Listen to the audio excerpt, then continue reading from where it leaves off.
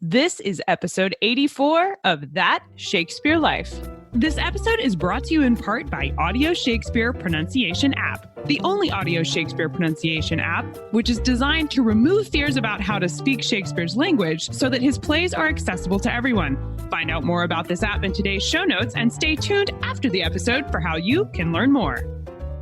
Hi, I'm Tiffany Stern, Professor of Shakespeare and Early Modern Drama with the Shakespeare Institute at the University of Birmingham. Another great method for studying the life of William Shakespeare includes listening to this. It's That Shakespeare Life with my friend, Cassidy Cash.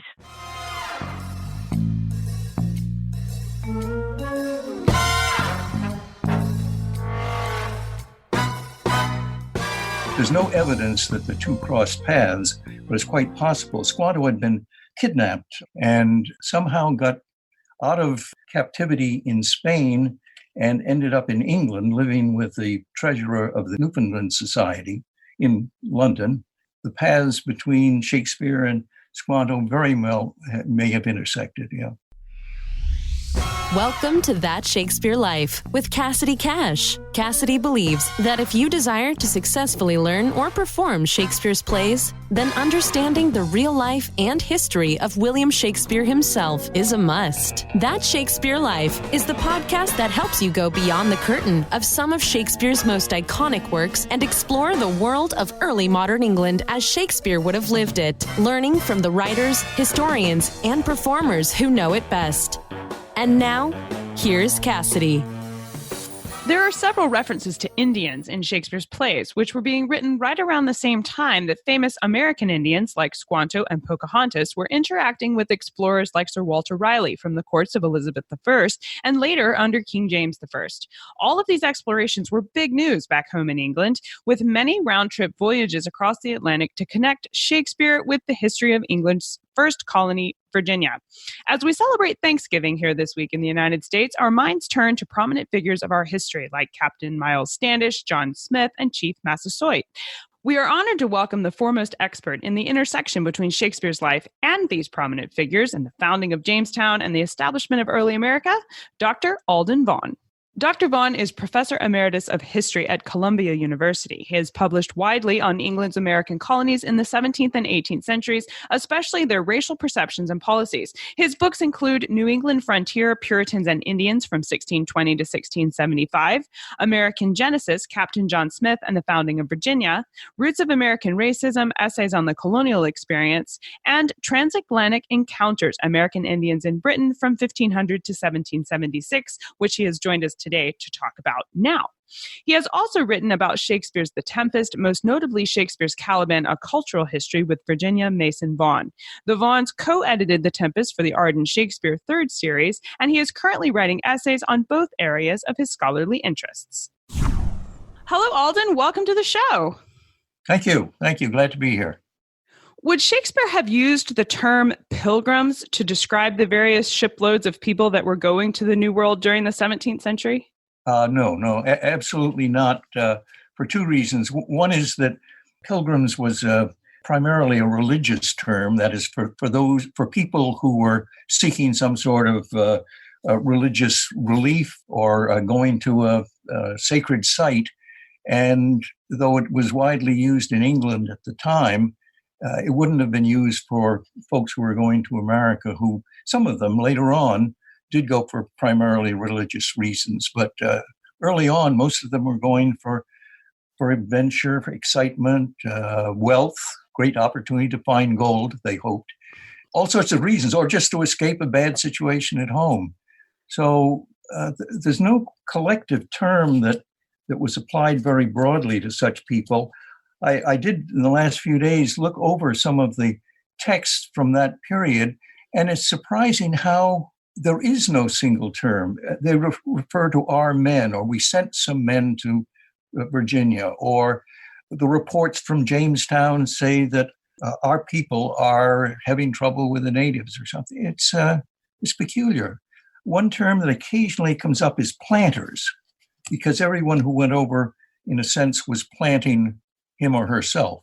And later on, the term planters is sort of rarefied and applied to people with large numbers of slaves or indentured servants and a lot of land and a lot of cotton or tobacco or whatever. But planters early on meant just about anyone who went there. You mentioned Jamestown, and it was founded in 1607, but there were numerous voyages, as you've talked about, to America prior to the founding of that actual city. Alden writes about the frequent voyages of Sir Walter Raleigh, some of them dating to 1595 or even before. Alden, why was Sir Walter Raleigh exploring these new lands? He was a privileged person, of course, a man of some distinction. Sir Walter Raleigh, by the 1590s, he was curious about what was going on. He wanted to find gold. He wanted to curry favor with the Queen, and nothing like finding a gold mine and bringing home tons of wealth. That would do well for him, yes. Yes. Raleigh was and a man of great intellectual curiosity, too. So he was interested in indigenous populations and interested in the topography, geography of the New World. I know that some American Indians are known to have come back to England from some of these voyages. There are even references to Indians on display in London that we find in Shakespeare's plays.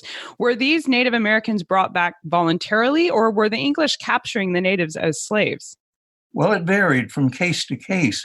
Early on, I'd say in the 15th century, most of the natives who were brought back were captives. They were, in many cases, put on display. But it didn't take very long for the English to catch on that if they wanted to colonize, they better find a way of getting along with the native population whose language they didn't understand. So they tried to persuade individuals whom they met on these voyages, 2 or 3 or 5, to come back to England with them to learn the language and the English language and to see the sights. And not surprisingly, some people took them up on it. Oftentimes, English hostages were left behind as a guarantee that the Indian traveler would return home. Frequently, it was young men who were adventurous themselves, just as adventurous as Raleigh and some of his contemporaries. Alden writes about one of Sir Walter Raleigh's close friends, referring to a man named John Provost as, quote, my Indian interpreter. Alden, who was this man, John Provost, and were the Native Americans known as Indians at this time? Where did the term Indian originate, since obviously they're not in India? Well, they're not in India, but of course, Columbus suspected he was. And so it didn't take long for the term Indians to catch on in Europe. Once it was realized after the Magellan expedition in the second decade of the 16th century that there was a big difference between the real India and the India they thought they had found, that it became known as the East Indies and West Indies for the most part. But the term Indians was not the most common one applied to American natives early on. Usually they were simply referred to as savages. But it didn't take long for them to be called Americans. As the first people to be called Americans were not Europeans who had moved to America, but rather natives of the Americas.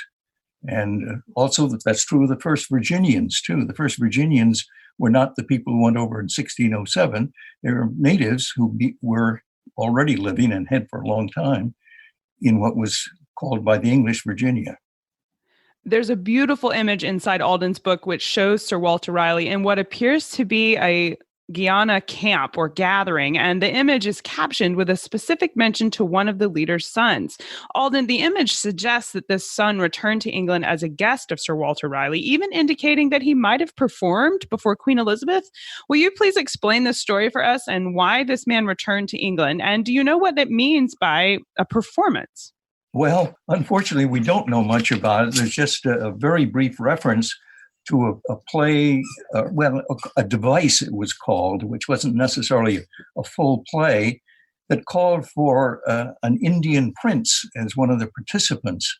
And there's some reason to believe, given the timing of this native's visit to England, that he may have performed that part in front of Queen Elizabeth.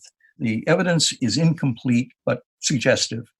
And he was there because Raleigh had good relations with his father in Guyana, and the father entrusted Raleigh to take care of the son and eventually return him. Alas, he died in England, so that didn't work out. But and incidentally, if I can backtrack to John Provost, he was probably from Trinidad, and he was probably persuaded in 1594 by one of Raleigh's exploration captains to come home to England with that expedition, where he learned some English and then went back with Raleigh in the next year, 1595, and probably made several round trips after that, and seems to have been very attached to Raleigh and to the English in general.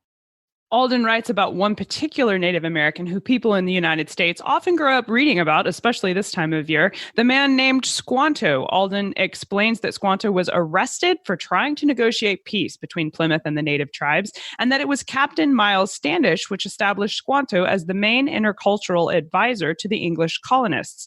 Alden, when William Bradford wrote about Squanto, quote, having been in England, was Squanto visiting England in a capacity which would have placed him in the vicinity of Shakespeare? Could Shakespeare have seen or known about Squanto? Oh, absolutely. They were both in London at the same time, so it is possible. But let me clarify a bit. He wasn't exactly arrested. He was seized by other Indians because Squanto was quite a manipulator, both in his own interests and on behalf of the Plymouth colony with neighboring chieftains. And he seems to have quite successfully, for the time, negotiated with the Wampanoag chieftain Massasoit to have good relations between the tribe and the Plymouth colony. But some other native leaders were resentful and seized Squanto and probably would have taken his life if Miles Standish hadn't stepped in and rescued Squanto.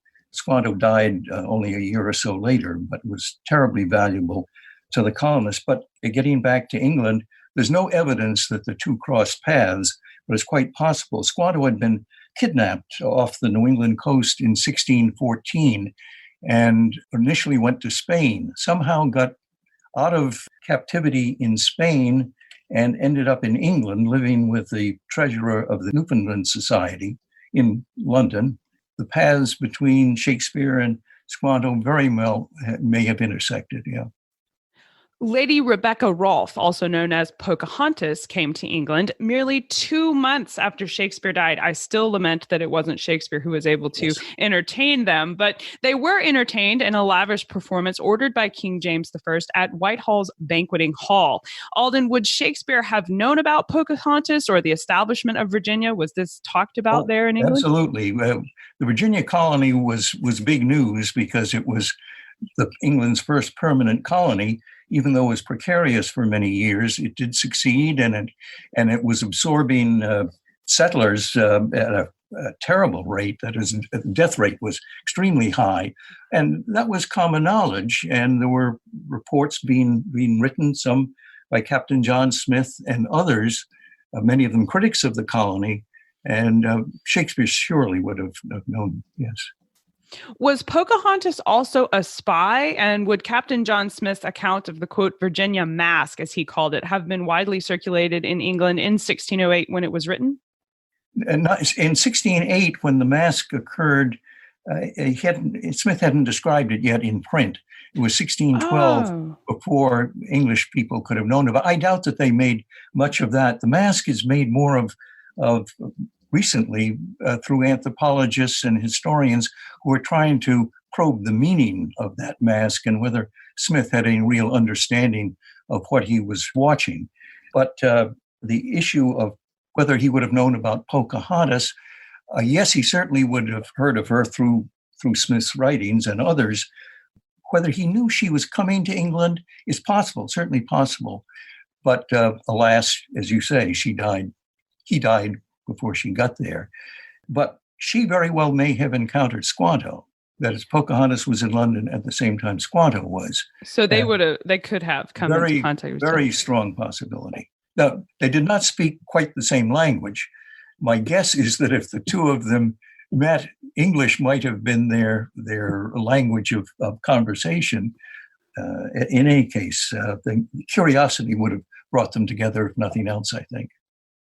Alden writes about Pocahontas visiting the Bell Inn at Ludgate Hill, which was a popular spot for theater performances, and indeed was host to a stage performance when the Rolfes and their entourage stayed there.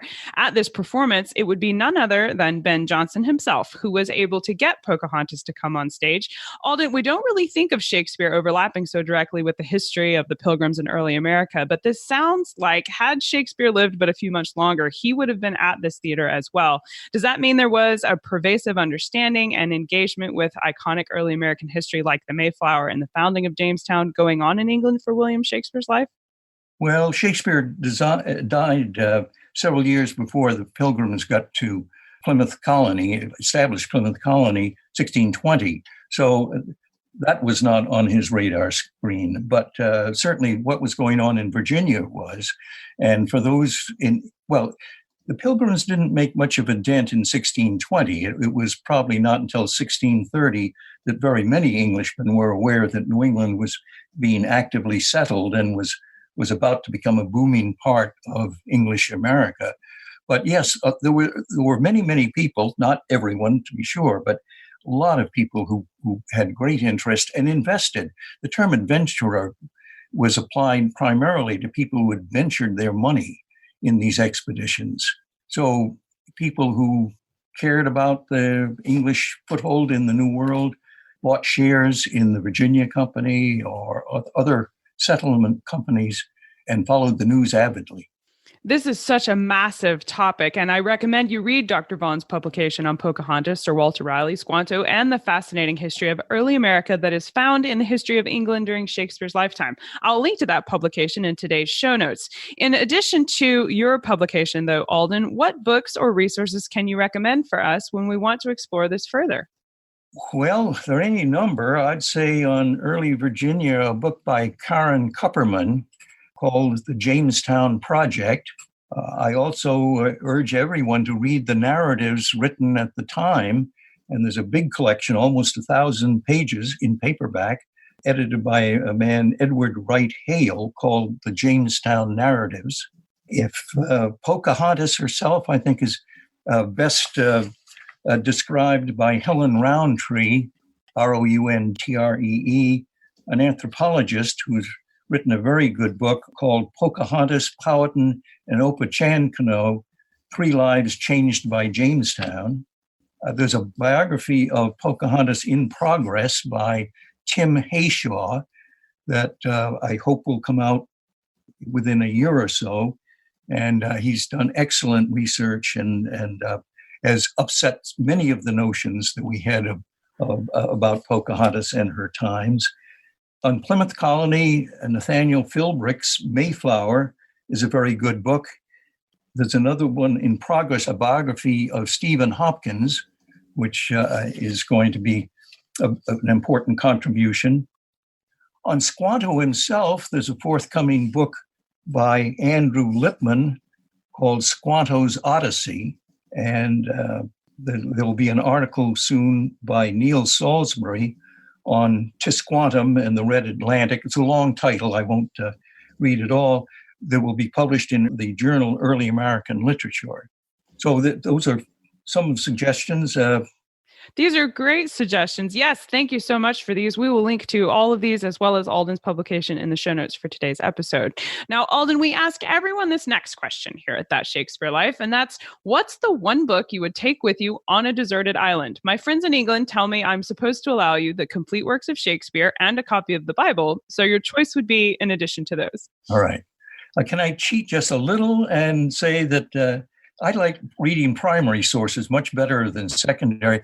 I would like anything that, I would like the complete Richard Hakluyt collection, for example, but that runs 10 volumes in a modern edition.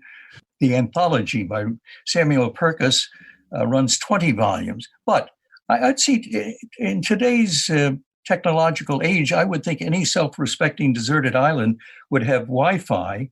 So I would ask I would ask for a subscription to EEOB, Early English Books Online. And if you can give me that and a machine in which I can read the site, I would have access to over 100,000 texts.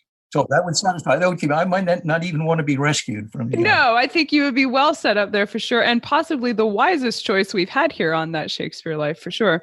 Well, what's next for you? What are you working on now that you're excited about? Well, there's two articles that I have in progress. One is virtually complete, is on Native Americans who attended the theater, Anglophone theaters, either in England or in America during the 18th century. There were quite a number of Indians showed up at performances in London, Indians who were there as members of delegations of tribes to consult with the British government, often with the monarch himself, and they would often go to the theater.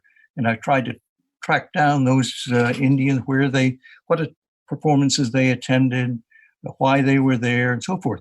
And similarly, after about mid-century, 1750, there were a number of performances in the American colonies where Indians showed up, and audience reaction and so forth.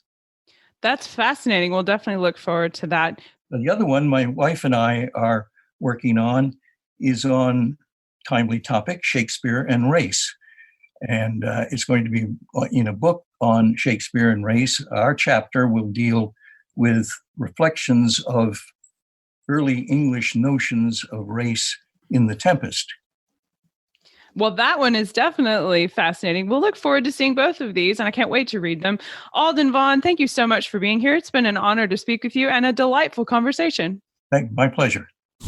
Come celebrate Thanksgiving with us on the blog and in the show notes for today's episode. You will learn more about Squanto, Jamestown, and Shakespeare's England. And not only will I wish you a happy Thanksgiving with a free Shakespeare-themed printable artwork from me that you can download, but there's extra history on Shakespeare and the early English colonies in America, the founding of Virginia, Sir Walter Raleigh, and all of the links to the resources Alden mentions today for you to be able to learn more. And don't forget to check out Alden's publication, which I highly recommend to you myself because it is an excellent read on this interesting topic.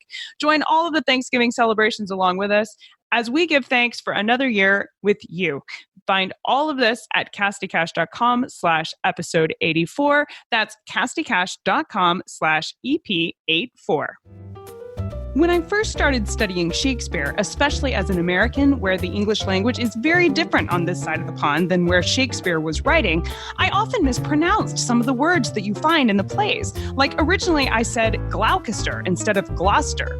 Well, that's why I downloaded Audio Shakespeare Pronunciation app. It's an easy-to-use, straightforward app that you can download to your phone or tablet on iTunes as well as Google Play.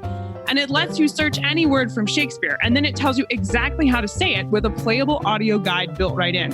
Audio Shakespeare Pronunciation app is like having a professional voice coach that you can carry in your pocket.